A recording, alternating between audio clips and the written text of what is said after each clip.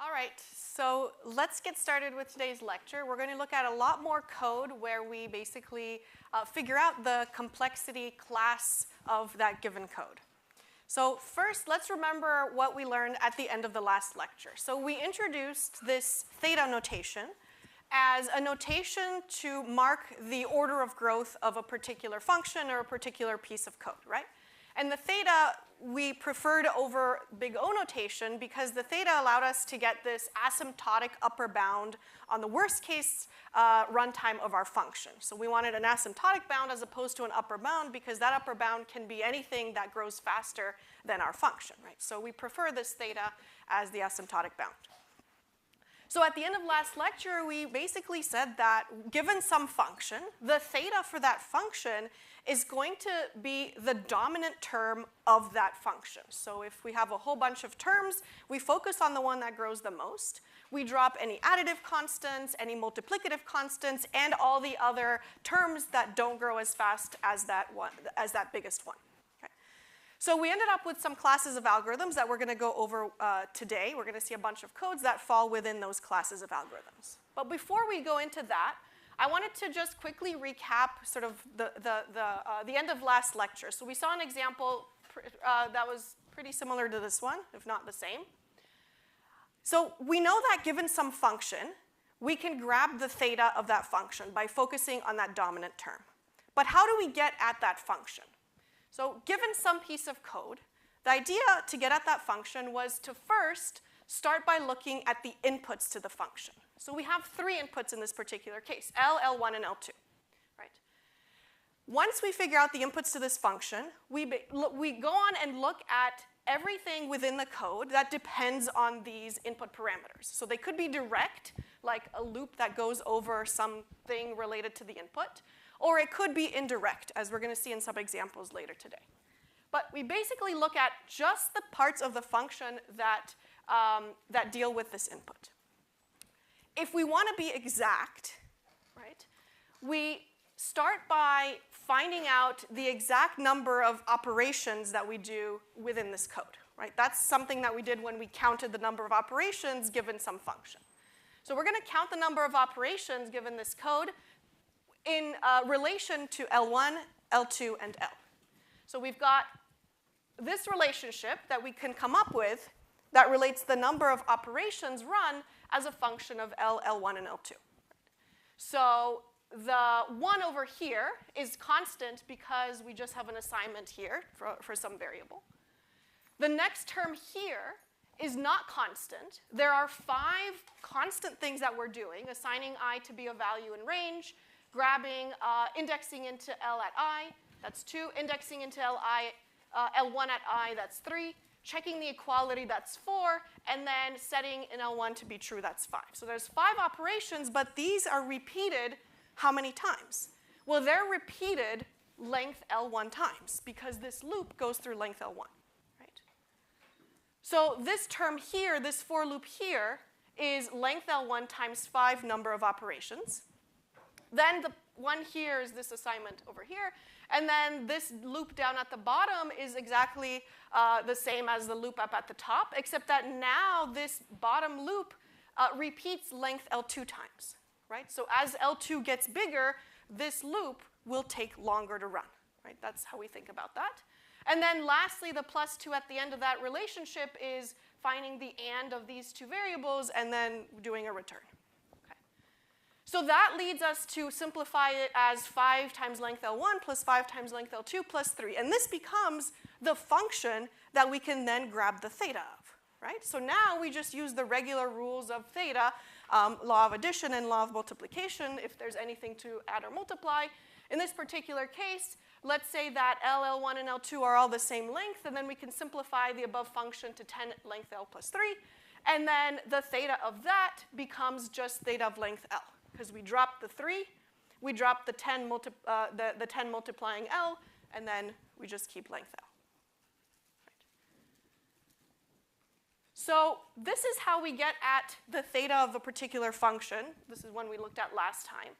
But as we look at more functions today, we're going to get better at just identifying the parts of the code that just deal with our inputs, right? This in L1 equals false, this in L2 equals false, this return, this and, those are all constant things that are happening. So we don't need to focus in on those. We just maybe glance at them really quickly to make sure there's nothing funky going on that's dependent on the length of our lists, right? But we can just basically say, well, we've got our inputs. We've got one for loop that goes through the length, another for loop that goes through the length. They're in series, so we use the law of addition to say that this function is theta of length L1 plus length L2, right? And so then we can quickly tell the theta of that function just by looking at the parts that depend on the input. All right. So that leads us, so at the end of last lecture, we ended up with looking at these, deciding that these are the complexity classes that we can categorize a lot of our functions in, right? So theta of 1 is constant, theta of log n is logarithmic. Here n is, assuming n is the input to my function. Theta of n is linear, theta of n log n is log linear. Theta of n, if n is my input to some constant, like n squared, n cubed, runs in polynomial time. And then theta of some constant to the n, where n is my input, is going to be exponential, like 2 to the n, 3 to the n. Those are all considered exponential time algorithms. And when we write our algorithms, we want to be up in this maybe top 4, maybe top 5, though polynomial is going to grow pretty quickly as our input gets big. So if we can take our code and just quickly glance at it and classify it within one of these algorithms, that can guide us towards writing, towards deciding whether the algorithm we wrote was good or bad, right? If we glance at it and say, hey, this algorithm's exponential, or this function that I wrote is exponential, maybe we want to rethink our approach to the problem and try to get it into one of the upper complexity classes. So what we're going to do the rest of this class is just go through a bunch of these complexity classes, and we're going to see some codes that belong to these complexity classes, and hopefully give you an idea of what code looks like that fits in one of these complexity classes. So the first one we'll look at is the constant complexity class. It's pretty simple. It's not really very interesting. If your code belongs in this constant complexity class, that means that it does not depend on the input at all. It always runs in constant time. So your code can have loops, or it can have some sort of recursive structure, but that loop or that recursive structure doesn't depend on the input at all. Right? So it's fine to have loops. It's just as long as it doesn't depend on the input, it's considered constant.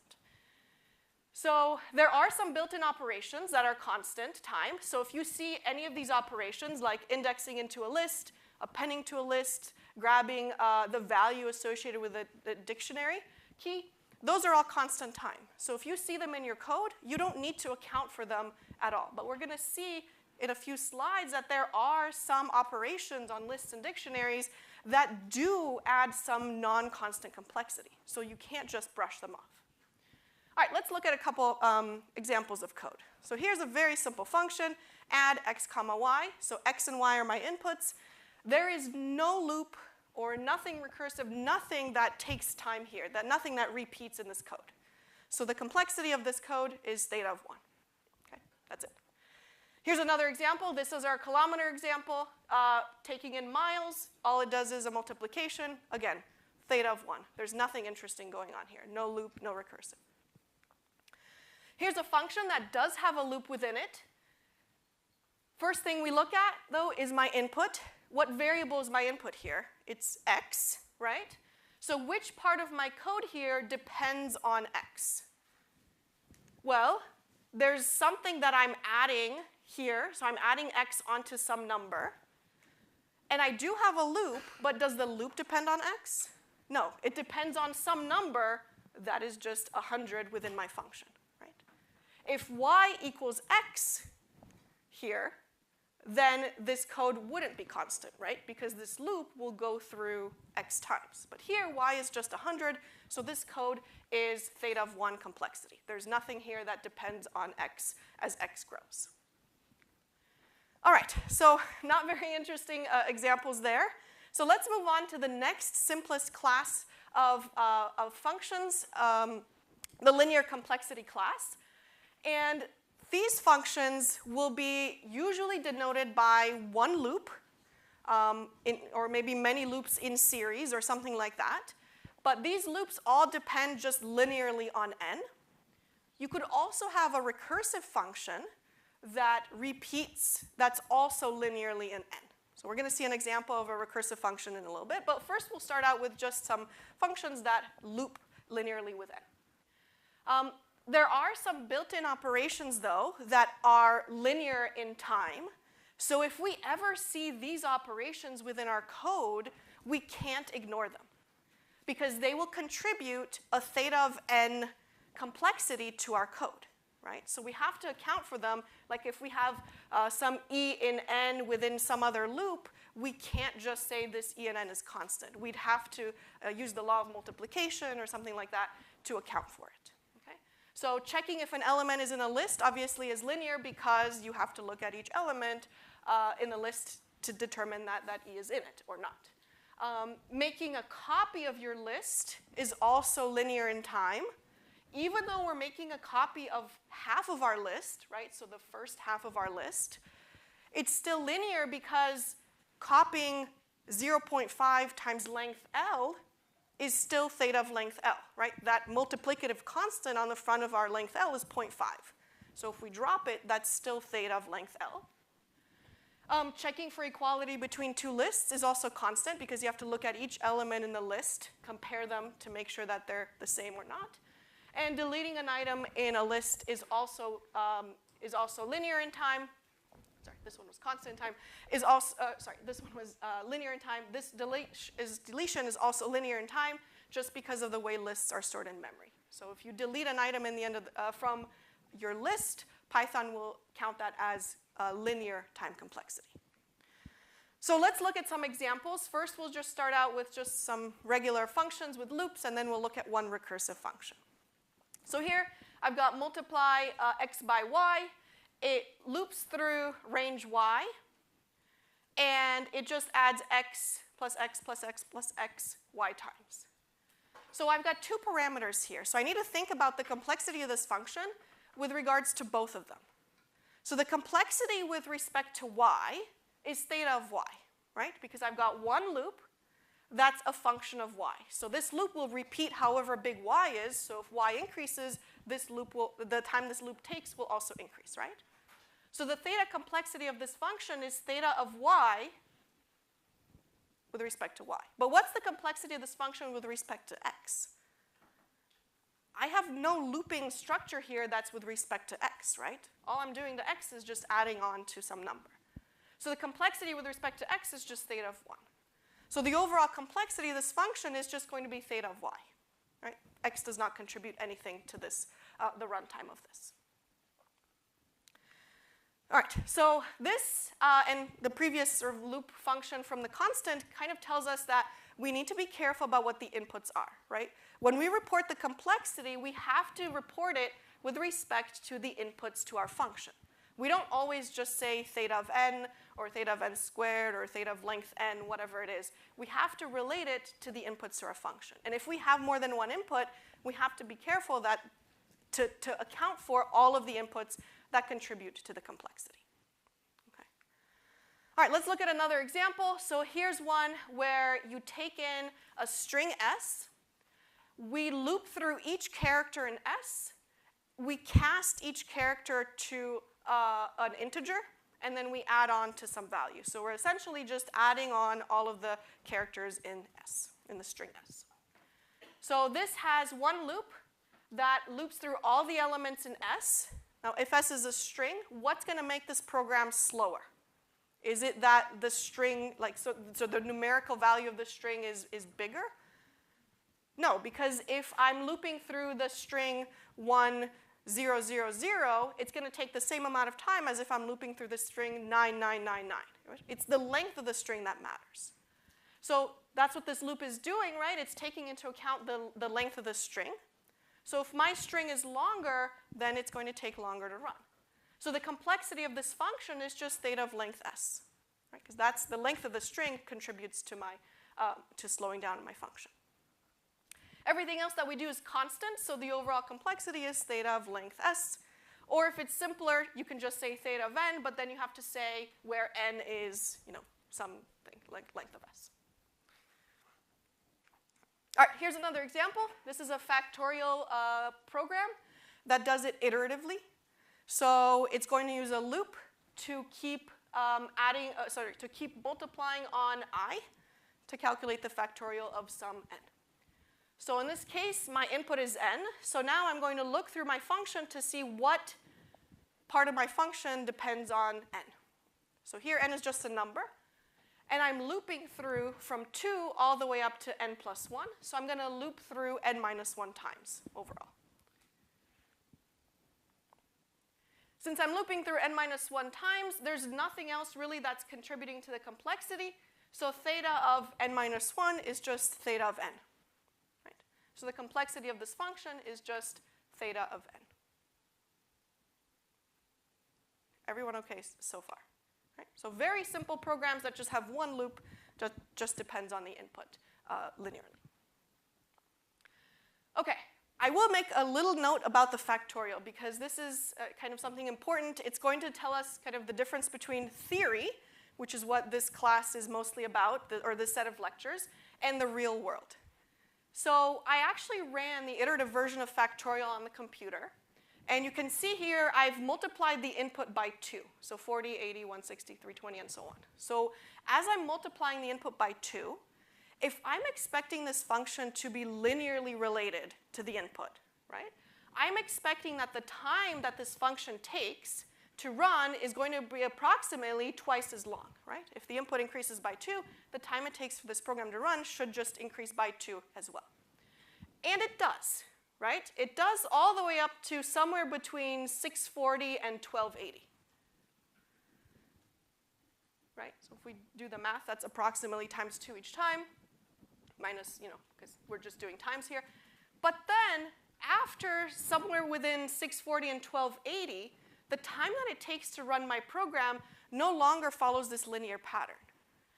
In fact, it starts to grow faster than linear, and from, at a first glance, it looks like it grows squared, right, polynomially. So instead of, if you increase the input by 2, it looks like the time it takes for this program to run increases by 4 after some point. Right? And that's because in the real world, I've got, Python running on the machine. There's only some set number of bits that my computer can hold, right, when it stores numbers. And the factorial of some number between 640 and 1280 becomes so large that when Python and the machine is trying to deal with multiplying these big numbers by these big numbers altogether, it's just taking a really long time to run because it can't store these big numbers as efficiently as it could store these smaller numbers.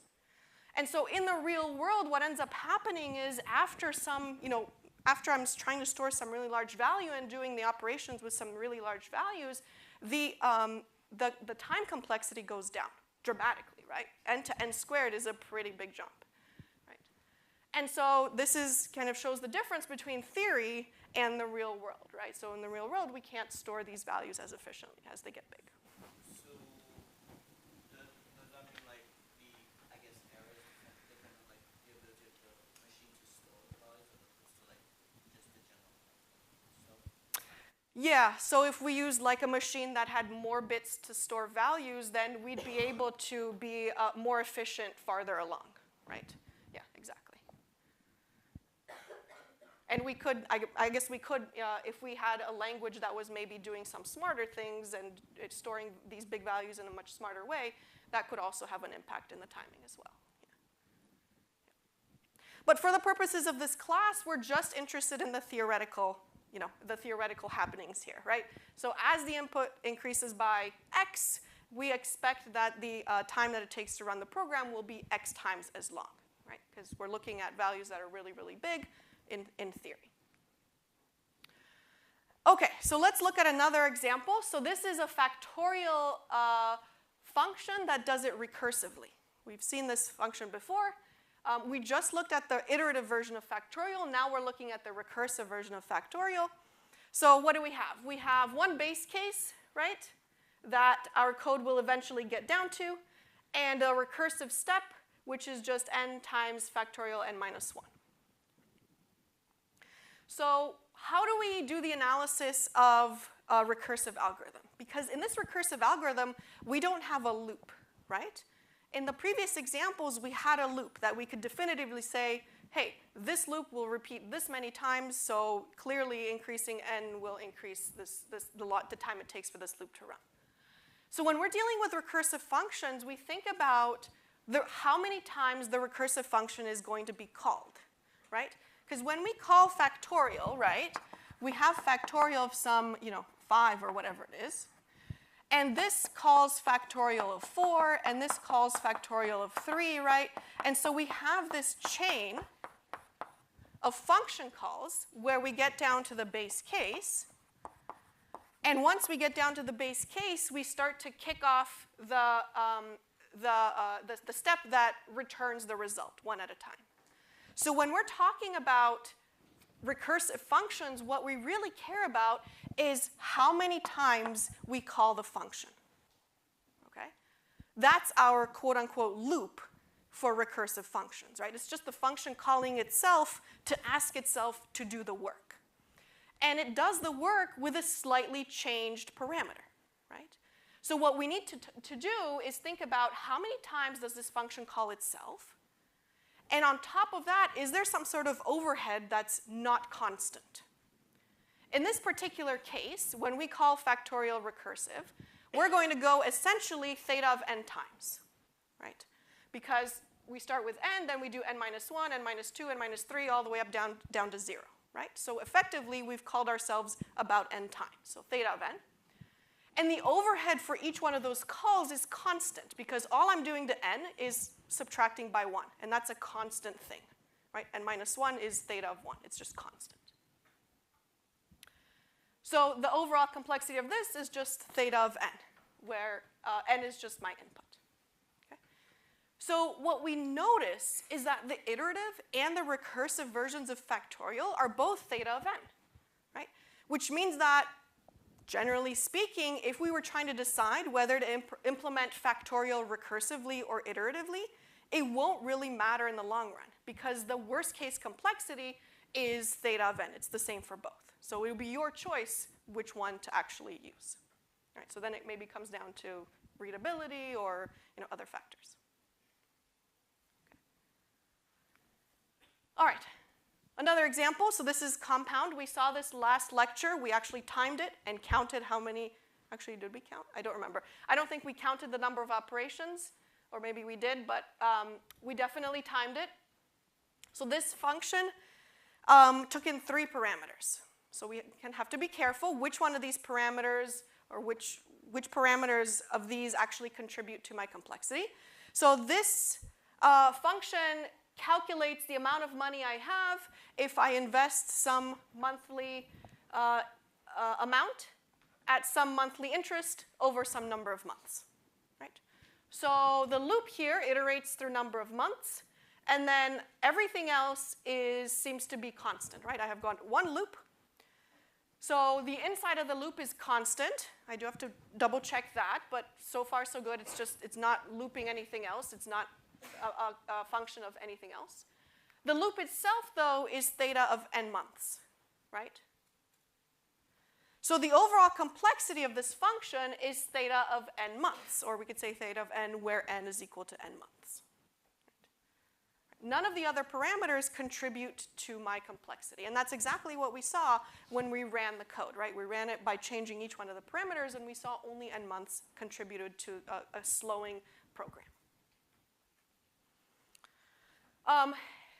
If we really wanted to, we could have done this analysis in depth, right? As we've done last lecture, to actually count the full number of operations, or as we did at the beginning of this lecture. So, total equals 0 is theta of 1. The loop is theta of n months multiplied by 4 operations. So I, grabbing a value in range, taking multiplication, addition, and then saving that into total. That's 4 multiplied by theta of n, where n is n months, plus theta of 1 to do the return. So that ends up being theta of 1 plus 4 and plus 1, which just simplifies to theta of n, where n is n months. Yeah. Why is it that it's big theta 1, well, theta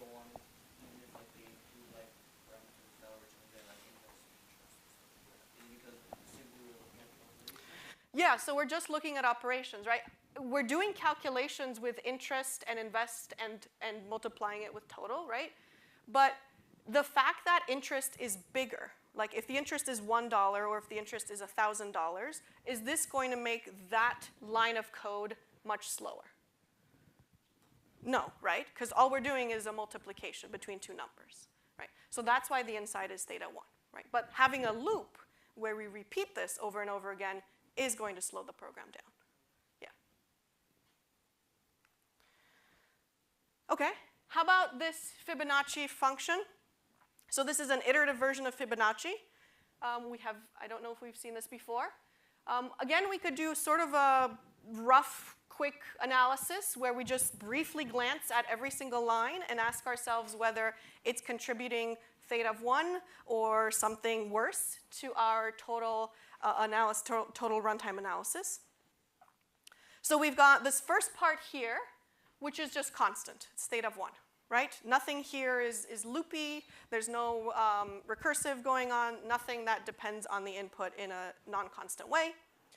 In the else, we've got this constant, again, just assigning two parameters. We've got a loop. So now this loop is going to be non-constant. The stuff inside the loop is constant, though, right? So the loop itself depends on n, my input, so that's going to be theta of n. But that theta of n is multiplied by theta of 1. Like the stuff inside the loop is just constant. So that's theta of n times theta of 1, which is just theta of n. And then the return, of course, is theta of 1.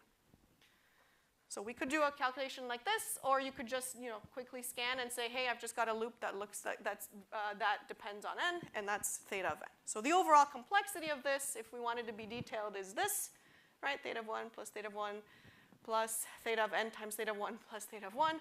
But overall, that just gives us theta of n because that loop is the only thing that depends on my input. Okay, everyone all right so far?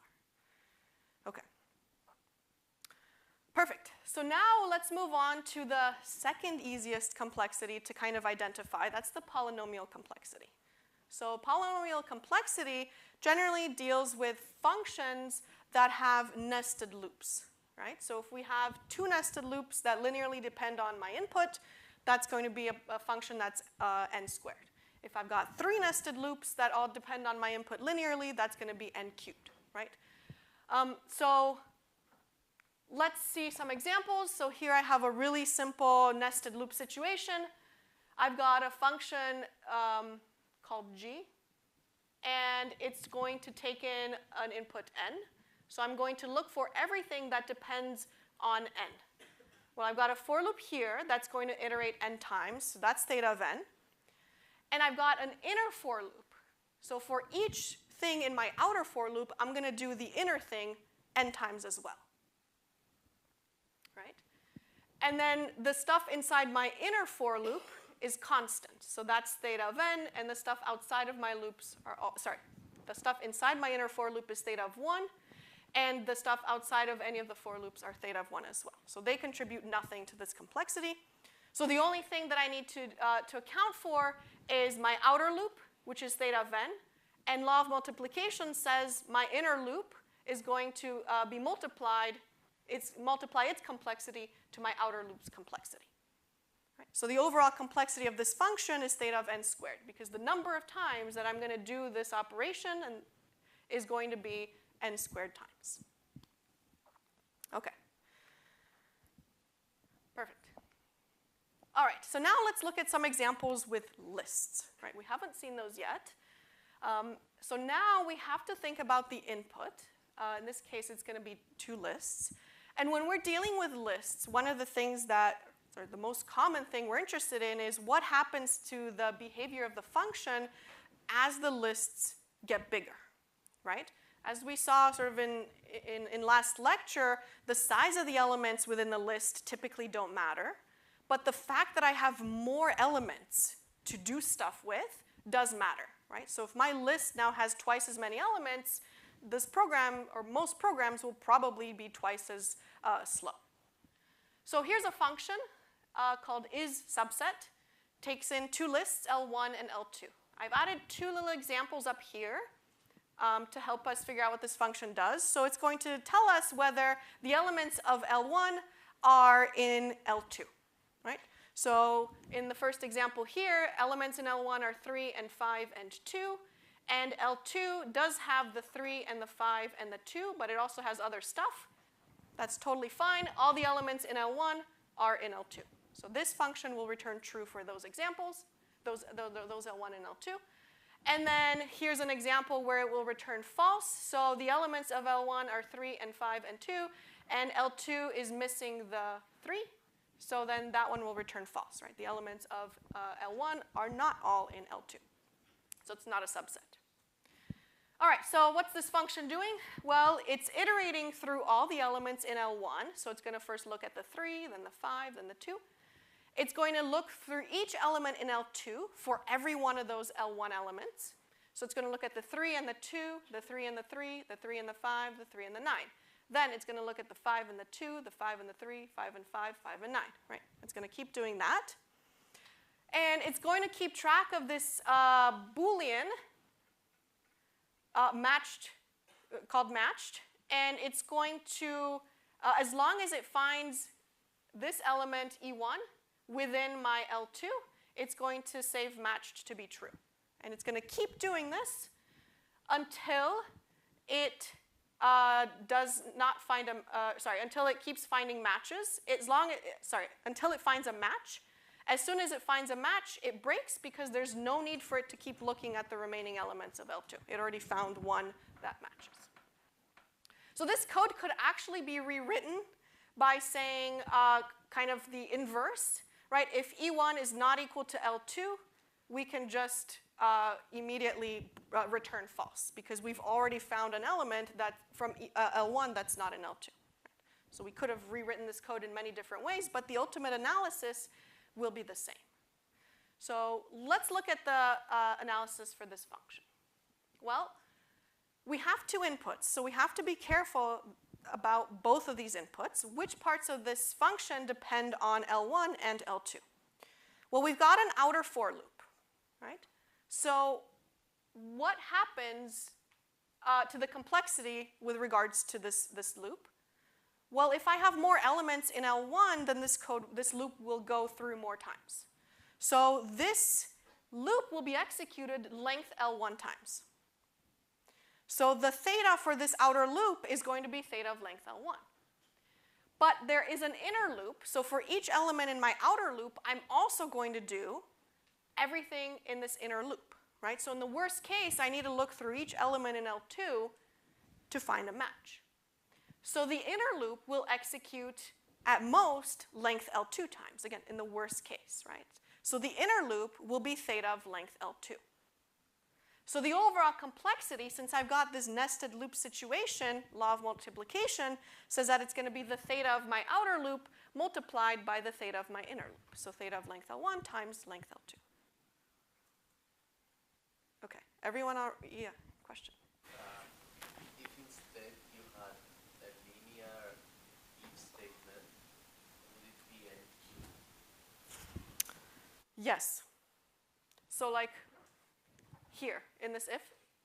Yes, if the if had something like using an in, right, where in is linear, then yes, there would be another, like, it would be like there was another loop at the third level. Yeah, so then it would be n cubed. Still polynomial, but n cubed. Yeah. So if L1 and L2 are the same length, which sometimes we put on to simplify the complexity, put this condition on to simplify the complexity, then we say that it's theta of length L1 squared. Right? It's still polynomial complexity. Okay, let's look, sorry, question? If they weren't the same length, you just leave it at the previous line? Yes, if they were not the same length, you have to denote it in terms of the both lengths, yeah. Okay, let's look at another example. So here's a function that grabs the intersect of two lists. So again, I've got a little example up here, example L1 and L2. So the intersect are going to be the common elements within L1 and L2, but I'm not going to do duplicates. So I'm just going to keep the unique numbers. So here I've got L1 and L2 contain 352 and 2359. So notice the 2 and the 3 and the 5 both occur, all occur in both lists. So the intersect of these two lists is 2, 3, and 5. This example here on the right side is going to be a little bit trickier, right? It's kind of a unique edge case, but the code still works for that edge case. It's if I have L1 that has duplicates of some number and L2 that has duplicates of that same number, the returned list of the intersect should just be 7, right? That one number once. Okay. So how does the code achieve this? So you notice a nice little structure here. I've got kind of 2 blocks of code, right? I've got something here, which is going to actually help us build this list of all of the elements that are common within the 2 lists. And then something down here where I'm going to cull that list to keep only the unique values, right? So up here, this has a nested loop situation, just like in the previous example. I have to look at all of the pairs, right, from L1 and L2 to figure out which are common, right?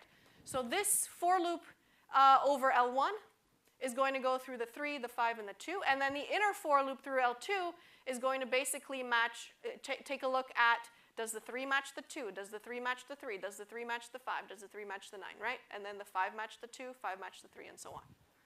So that's what those loops are doing, and as soon as we find a match, we're going to append it to this temporary list. And it's okay if we have duplicates in this list. So if you look at the example on the right-hand side there with the 7 duplicated many times, that's actually going to create a temporary list, right? That's going to contain 9 times that 7. So it's going to look at the 7 with the 7, and it's going to say, hey, that's a match, let me add it. Then it's going to look at the 7 with the middle 7 in L2, and it's going to say, let me add that. And then it's going to look at the first 7 in L1 with the last 7 in L2, and it's going to say, let me add that. Right? And then it's going to do that same thing all over again when it looks at the middle 7 in L1 along with each element in L2. So it's going to add the 7 3 more times. And then again when it looks at the last 7 in L1 along with each 7 in L2. So that's totally fine. That's just what this code is doing. And then the bottom part down here is going to take this temporary list that we created, and it's going to just keep the unique values within it. Right? So it's going to keep that, create that unique list, and it's going to say if I haven't seen this value in unique, add it, and if I have, don't do anything. So in the end, this code down here is going to take that big list here and just keep the unique values. All right, so let's do the analysis for this. So I've got my outer for loop and my inner for loop up in the top half of my code here. That generates my temporary, long temporary list, potentially long temporary list. So that we already know from the previous example is theta of length L1 times theta of length L2, right? Pretty simple. Now, what about this bottom half here? Because we have to be careful about this bottom half. This one could also contribute to the complexity, right? It's looping through a temporary variable, a list variable that we created. But this list is created by doing something to L1 and L2, right? By looking at elements in L1 and L2. So it's actually indirectly related to L1 and L2. So we can't just cast it aside because it could potentially contribute to the complexity of my program, right? And in the worst case, I create this temporary variable that looks like this. Right? So in the worst possible case, my temporary variable's length is going to be length L1 times length L2. Right? I basically added that character every time I compared a value. Right? So this list at worst case is length L1 times length L2 long. So if I'm iterating through that list, then the complexity of that second half is also theta of length L1 times length L2 in the worst case. Right?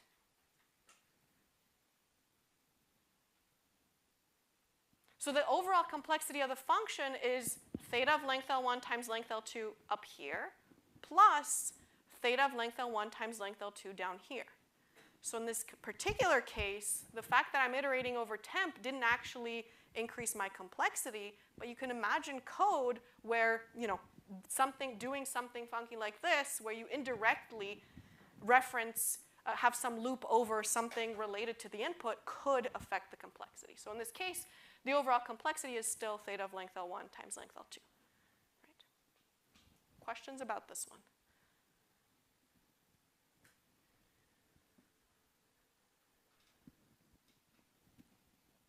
Okay. Yeah.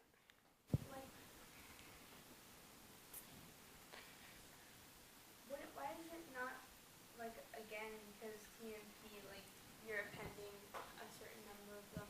How do you know this? I thought this could vary for each problem. It varies for each problem, right? But in the analysis, we're interested in the worst case scenario, right? The asymptotic behavior of the worst case.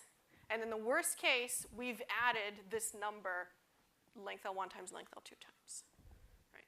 Most of the time, of course, it's not going to be this bad, right? It's just in this one particular case that it is this bad. Oh, I see what you're adding. Yeah. Okay, let's look at one more function that's polynomial. So here's diameter. We saw this last lecture. Basically, if we have a bunch of points in a 2D plane, this function tells us the distance, the maximum distance between any 2 points, right? So I drew that picture in the 2D plane. So this one is going to have nested loops again. So the outer loop iterates through length L times. So remember, our L is just a list of tuples representing these xy coordinates. So the outer loop easily goes through length L times, but what does the inner loop go through, right? The inner loop is actually starting at I, not 0, right? If it started at 0, the inner loop would be clearly theta of length L. But it's not, right? It starts at I. On average, though, how many times does that inner loop go through? Well, the first time it goes through that inner loop, it's going to look at length L minus 1 elements. Next time, it's going to look at length L minus 2 elements. Next time, it's going to look at length L minus 3 elements, right? Until we get to the end where it's going to look at 1 and then 0 elements, right? So if we think about how many times that inner loop actually iterates, it's going to be, what is it, like length L minus 1 multiplied by length L over 2. Is that the function, I think, to add all these together? Something like that. Which is basically still something that's a function of length L, right? Like we can simplify it to be 0.5 length L, right? So it's still a function of length L even because the coefficient in the front of that length L is 0.5, right? So the overall complexity of the inner loop is still theta of length L. Right? Everything else within this code is constant. So the overall complexity is just theta of length L squared.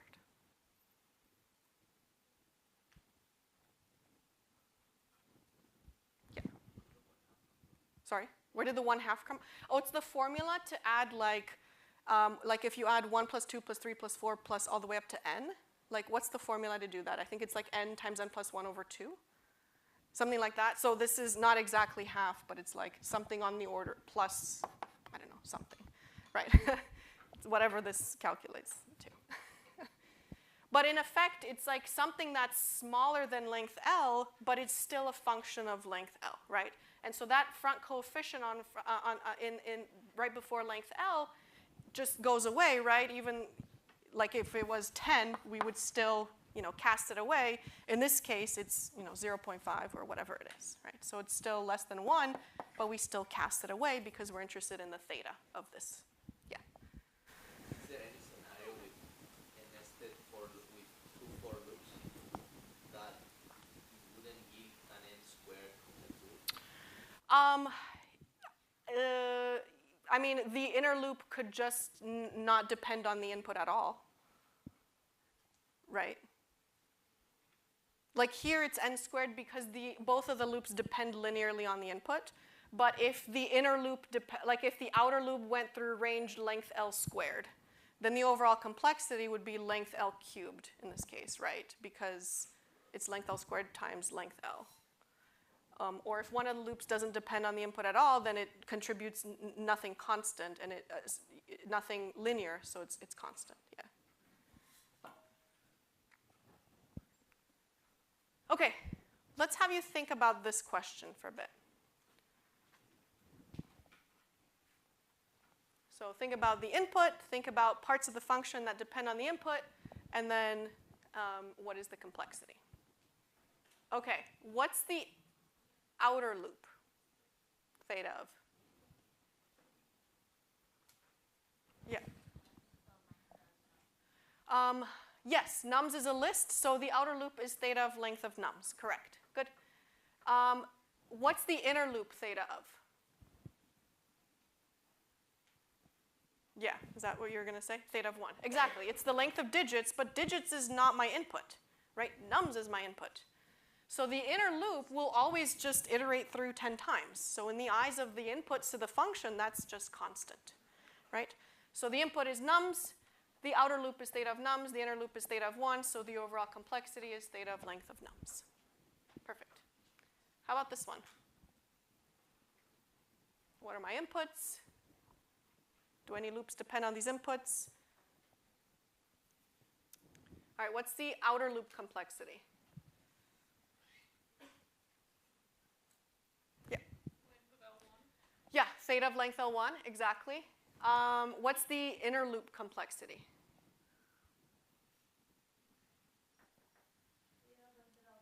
Theta of length of L2, perfect. And is there anything else that contributes to the complexity here? What's that? The if statement, yes. What about it is making you question that the complexity is not constant?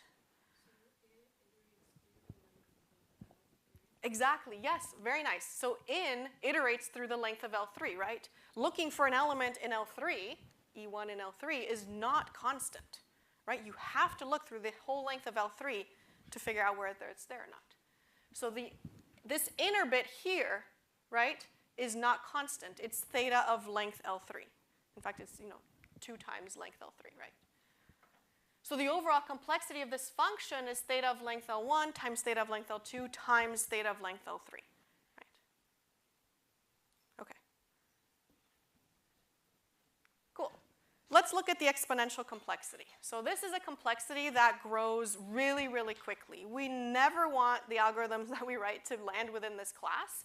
Unfortunately, there are just some problems in real life that we have to compute that are just naturally part of this complexity class. There are some techniques to deal with making these algorithms a little bit faster, but inherently there are just exponential algorithms that we just can't do any better than exponential in solving some of these problems. All right, so let's look at Fibonacci again. We looked at Fibonacci a few slides ago, iterative version, and the iterative version was theta of n. But if we look at the recursive version of Fibonacci, it's not theta of n at all. In fact, as you can see, it's in this exponential set of slides, the recursive version of Fibonacci is actually exponential. Okay? So let's recall what this code is doing. So there's 2 base cases, right? Fibonacci of 0 and 1. And then the recursive step is Fibonacci of n minus 1 plus Fibonacci of n minus 2. So for every level that we go down, there's going to be times 2 more paths that we need to explore to grab the values from, right? So for the very first n, we've got just one value to grab. For the next n, we've got times 2 that value to grab. The next level, for the next n, we've got 2 times more values to grab, and so on, right? So the fact that there are 2 recursive calls in this recursive step leads us to this little inverted tree kind of structure, right? And we even drew this when we looked at how many function calls are being run, right? Remember, when we're figuring out the complexity with a recursive function, we need to figure out how many of these how many recursive calls are we actually doing, right? So because of this tree structure, every time we add a new level, we basically have two completely separate paths to explore further, right? And those two paths have their own two paths and so on.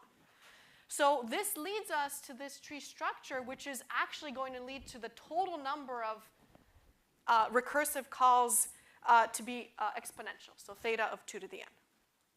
Now, if we looked at the actual recursive call tree, right, we looked at this and it looked something like this, right, a bunch of lectures ago, you might notice that the tree actually thins out a little bit to the right, right? It's not a full tree with the leaves nicely all the way down. And that's because, well, the left path calculates fib 5, but the right path calculates fib 4, so n minus 1 of the left path.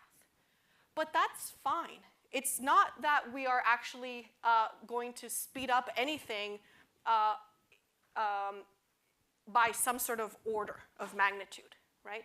Just because the tree thins out a little bit on the right-hand side is not going to speed up the overall complexity of this function. It's going to be theta of 2 to the n minus, some theta that's less than 2 to the n.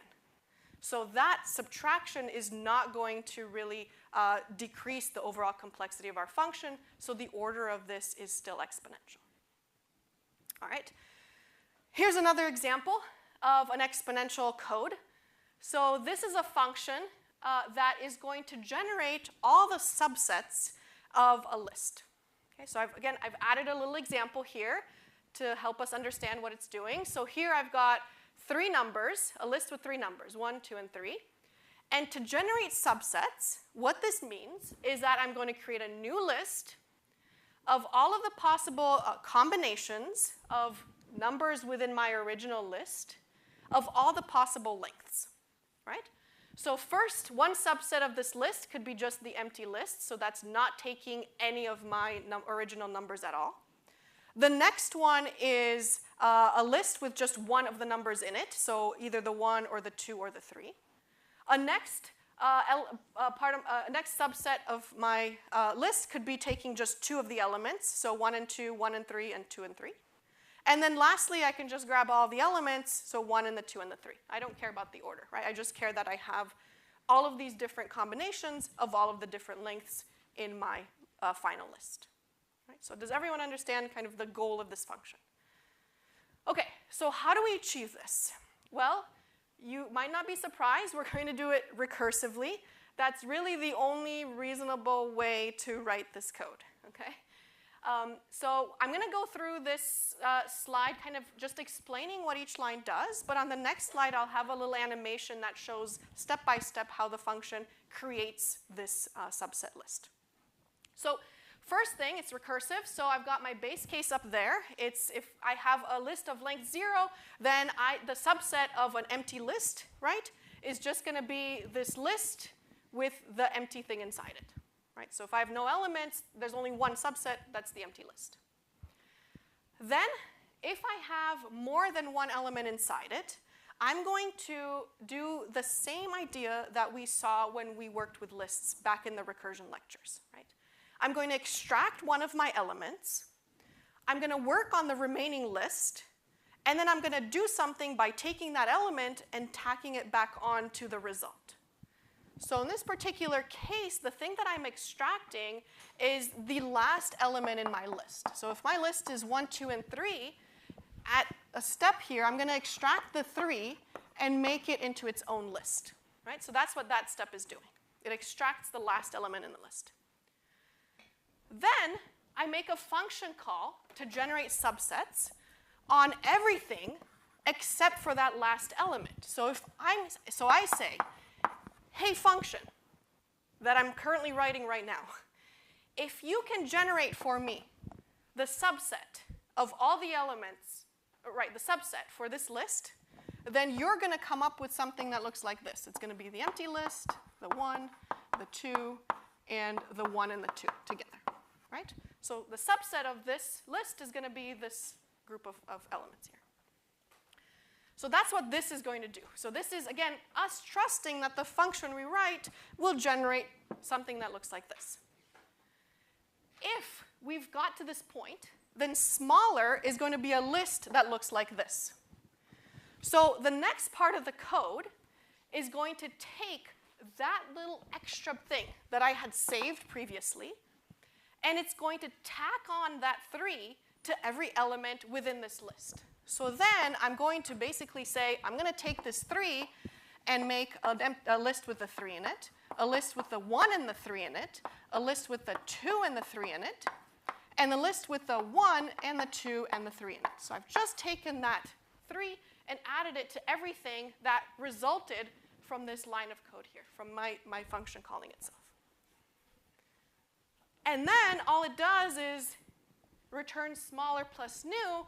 So if I add these two together, this is going to generate for me my final subset that I was interested in, right?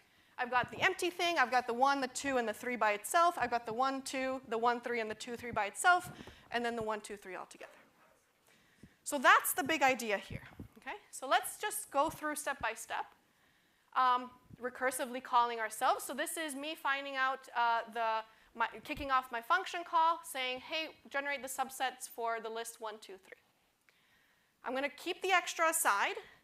I need to make another function call because I'm not at my base case. So I'm going to call gen subsets on 1, 2. This is also not my base case, so I'm going to take my last element, put it aside, and I'm going to call gen subsets on just the 1. Still not the base case. I'm going to take this extra, put it aside, and I'm going to call gen subsets on the empty list. And this is where I reach my base case. So far, nothing has been returned at all. No work has been done. At my base case, Python will say, I know what this is. It's going to be the list with just the empty thing in it. All right, cool. Next, that gets returned, so this function call goes away. So now what is it going to do? Well, it's going to take that extra I set aside, take the smaller list that I just returned, and basically double that smaller list. So this is my smaller list, and then I'm going to double that by saying I'm going to put this 1 to the end of everything in my smaller list. Maybe this is not so apparent at this step, but let's go one more step and see what happens.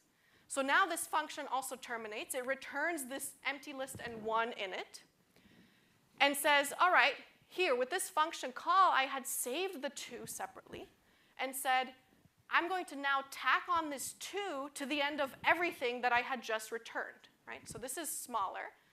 This is smaller over here. And all I'm going to do is take this extra thing and tack it on to the end of everything that was in smaller. So I'm going to tack it on to the end of this empty list, so it just gives me this 2, and tack it on to the end of this 1, so it gives me the 1, 2. Okay?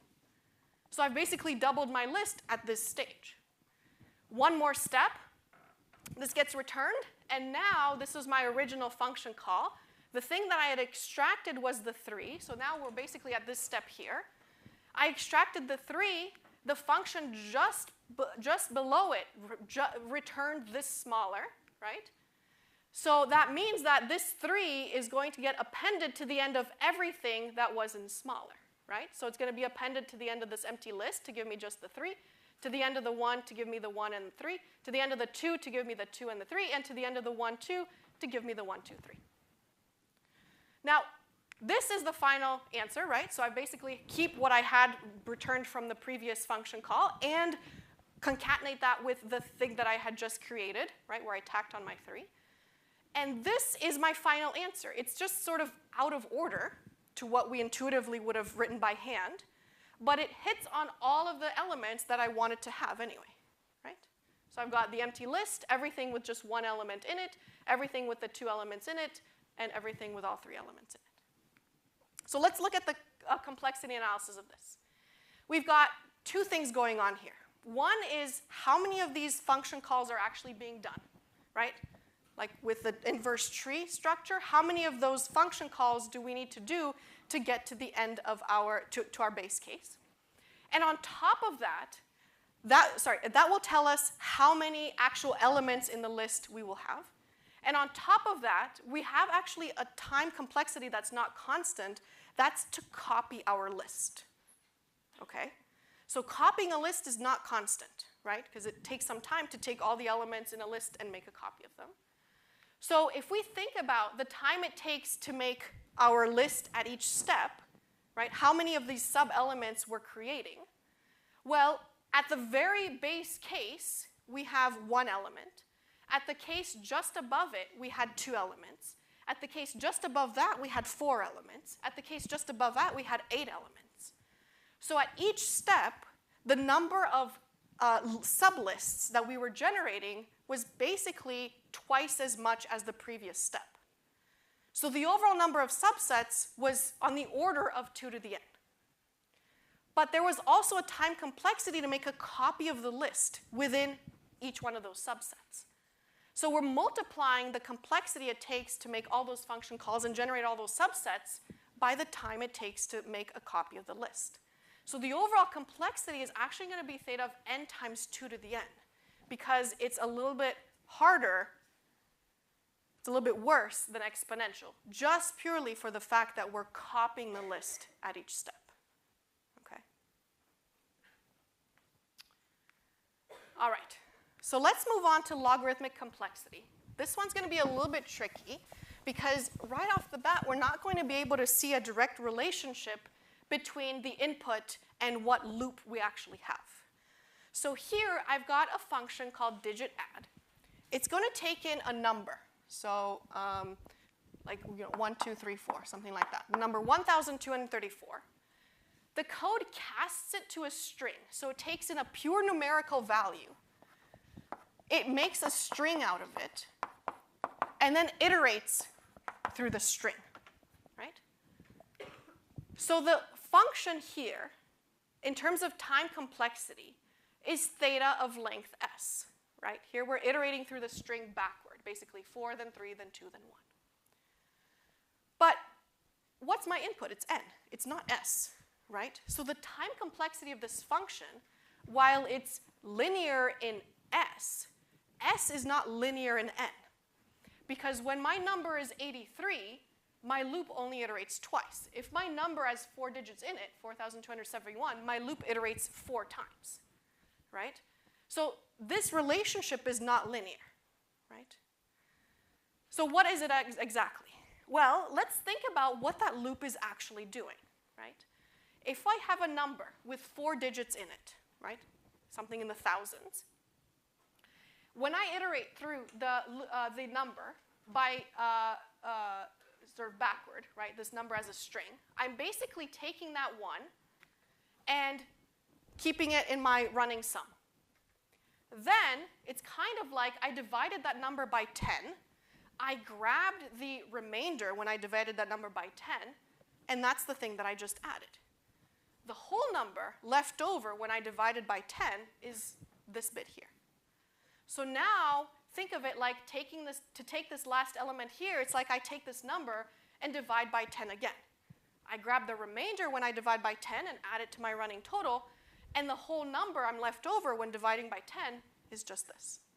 One more time, I take the 2, the remainder when I divided that 42, what is 2, and the whole number I was left over with is 4.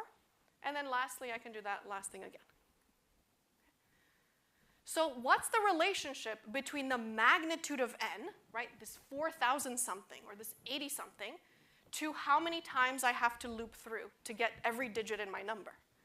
Well, the trick here is to think about taking my magnitude, my n, the magnitude of n, and dividing it by 10 a bunch of times.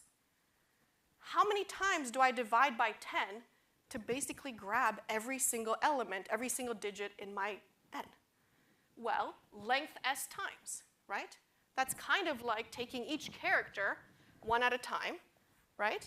To take each character one at a time, that's like dividing by 10 to grab the remainder. And then I've done that length s times, right? That's what this loop is doing. So the relationship between the magnitude of n and how many times I go through the loop is this. N divided by 10, some number of times, length s times, is equal to 1. That means I've finished going through this entire this entire number, all the digits within the number. So the relationship between n and length s is equal to log of n. And now that I have this nice relationship, well, I said that this function was linear in length s, so if it's theta of length s, it's going to be theta of log n. I just map those two together. Questions about this? This trick can work in many different ways. What's important to realize is that here there's kind of an indirect relationship between what's actually happening in the code and my input, right? It's not as clear-cut. But there is some relationship which is not constant and not linear.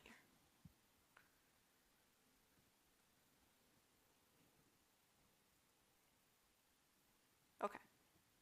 So the overall complexity of this function is theta of log n, where I don't actually care about the base when I report the complexity in terms of log. Right? In this case, it's base 10, but if it was base 2, it would be the same, log n. Okay, so we saw a bunch of examples, just one of logarithmic complexity. But we're going to see next that searching for an element in the list will also be logarithmic complexity. Okay. Before we get to that, I'd like to just put this slide up to remind you that there are several functions, built-in functions, with lists and dictionaries that aren't constant. Right? So like the example you guys did, where we use the in operator, right? We had to be careful. If you ever see these operations being done in the code, don't just push them aside. You have to account for them within the complexity analysis. Right? Okay, so next we're going to look at some searching algorithms. Okay? These algorithms, we're going to see a bunch of different codes that implement searching. These will, again, they'll be very similar to the ones that we actually timed last lecture. So we're going to look at searching for an element in a list. We're going to look at a bunch of different implementations of the plain brute force searching element in a list, right? Whether it's sorted or unsorted, as long as you just brute force your way from the beginning of the list to the end of the list, you'll be able to find the element you're looking for or say that it's not there. So we're going to look at some linear search functions. And then we're going to look at the bisection search, a couple bisection search implementations. And that's where we divide the list in half and discard one of the halves. And those implementations, though, will need our list to be sorted. Right? So the brute forcing our way doesn't really matter whether it's sorted or not. But the bisection search only gives the correct answer if the list is sorted to begin with. All right, so first let's look at linear search on an unsorted list. This is code that is going to search for element E in list L. It loops through the length of the list and keeps this Boolean flag in mind. If it finds the element we're looking for, it just sets the flag. And at the end of iterating through the whole list, it tells us whether it found it or not. So the worst case scenario analysis says that we have to look through the entire list to determine the element is there or not. So the theta of this particular function is theta of length L. Right? There's only one loop, depends on the length of L, nothing really special about this function. Now you might notice that there's something inefficient about this function, and that once it finds an element, let's say at the beginning of the list, this function actually just sets the flag and keeps going through to the end of the list. So we can actually do a little bit of a speed up with this bit here and say that, hey, if we find it, just return true right away. No need to keep going to the end of the list. So what's the analysis for this code? Well, again, we're doing worst case analysis. So in the worst case, the element is not there, so we still have to search through every single element in the list, beginning to end, to determine it's not there. So the worst case, theta analysis for this function is that we still have to go through to the end of the list to determine it's not there, so it's still going to be, theta of n. Theta of length L time. Okay. So this is on an unsorted list. But what if we look at a sorted list? Okay? So we can do a little something clever in our code. If the list is sorted, we can say we're going to start at, let's say it's increasing sorted, right? We can start at the beginning of the list, look through each element. If we find it, return true. If we reach an element that's bigger than the one we're looking for, the list is sorted, so all the remaining elements in the list are also bigger than the one we're looking for, right? And then we can just return false right away. Well, we think we're pretty clever, but the worst case analysis says that the element is not even in the list at all. So we still have to go through and look to the end of the list to figure out that that element is not there. So we still have to touch each element in the list to determine it's not there. So the worst case theta complexity analysis still says that this is theta of length L, right? Because everything else is constant. Okay. So now let's look at bisection search. So as far as we can tell, just doing a linear brute force search way is not going to give us anything better than theta of n. But when we looked at the timings in last lecture, we saw that this binary search or bisection search on an element in a list was actually much faster, right? It grew at a faster rate than linear, but not quite constant. So let's remember how that code looked. So we basically had a list with a bunch of elements in it. We looked at the element at the middle of the list, and we said, are you the one we're looking for? In the worst case, it's not, right? So then we have to ask, are you bigger or smaller than the one we're looking for?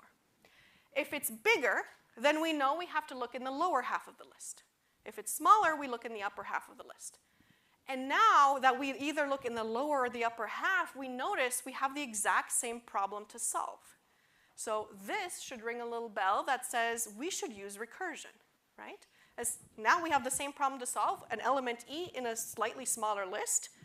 Is it in that list, right? So that's exactly what we're going to implement. So visually speaking, this is what we're going to do. We're going to have an original list with n elements in it. We're going to look at the halfway point. Worst case, it's not the one we're looking for, so we're going to decide on one of the sides to next search through. Now we have n over 2 elements to look through. Again, it's not there, worst case, so we have to decide on which half to look through. Now we have n over 4 elements to look through. We keep doing this. We keep sort of having more and more recursive calls until we reach a base case. And the base case is that we now have a list with one element in it. Either that element is the one we're looking for, or worst case, it's not, and we've determined that the element we're looking for is not in these n elements at all, right? So our base case is down here, and we started with n elements over here. So the bisection search algorithm will repeat this task of dividing the list in half, let's say I times. Right? So this is, quote unquote, how many iterations we would have made, right? But since this is recursion, there's no iterations. This is how many function calls we have until we reach the base case, I function calls. So if we take our original n elements and we divide them by 2 so many times that we have only one element left to search for, that's when we found our answer. So we now have a relationship between how many elements we had, originally n elements, and how many times we had to divide our loop to get to our answer, right? How many of these levels we have, right? N divided by 2 to the I equals 1. That's our relationship. So if in the bisection search algorithm, how many times are we calling this recursive function to get to the base case? Well, I times. So what is I in terms of n? Well, the relationship between I and n is similar to the one we had over here, right? Where we divided this number by 10 each time, except that now we're dividing a list of n elements by 2 each time. So the relationship is still logarithmic, right? It relates the number of elements I originally had, n, with how many times I had to divide my list to get to one element, whether it's the one I'm looking for or not. So the complexity of just the pure bisection search algorithm is theta of log n, where n is the length of the list. Right? That's how many subdivisions I need to do to get to one element to decide it's not the one I'm looking for. So now we're going to look at 2 different implementations of the code to do bisection search. One will be more efficient than the other. Let's start with the one that's simpler to write, but less efficient. So this code, you can see here, it looks for element E in list L, has 2 base cases up there. Those are both constant, and 1 recursive step here, right? So either we do this one or this one. So this one is if we decided we need to look in the lower half, and this is if we decided we need to look in the upper half for the element. So this is just pure bisection search, which on the previous slide we decided is theta of log of length of the list, theta of log n. Right? Now, that's fine, but what do we have as a parameter here? It's half of my list, right? So in addition to doing bisection search and just doing the algorithm, having a bunch of bisection search calls that take me to that list of one element, on top of that, each time I make that bisection search call, I'm copying my list. So this is not constant. It's theta of length L over 2, right? I grab half of my list. So the complexity of that code is theta of n times log n. Theta of log n for the bisection search bit, but theta of n tacked onto each one of those calls because I have to grab a copy of my list with each function call. Right? So it's not quite that efficient. Now, let's look at a slightly different implementation. This particular one is going to use integers to keep track of endpoints. So instead of copying my list, let me just keep track of a number for my low endpoint and a number for my high endpoint. The complexity analysis for the bisection search is going to be exactly the same because even though I'm just keeping track of these high and low endpoints, I'm still dividing the list in half with each call. But I'm doing it by keeping track of integer indices. So the size of the problem is still reduced by 2 at each step. I'm keeping track of these integer indices. I'm not copying the list at this point. I'm just changing an integer value from 10 to 5 or whatever it is. So the complexity analysis of theta of the bisection search is theta of log n. The code looks a little bit messier, but overall it still does the same sort of things. It's messier because now I want bisection search to look for an element E in list L, but I'd like my recursive call to keep track of 2 endpoints, right? These integers low and the integer high, the thing that I want to search my list between.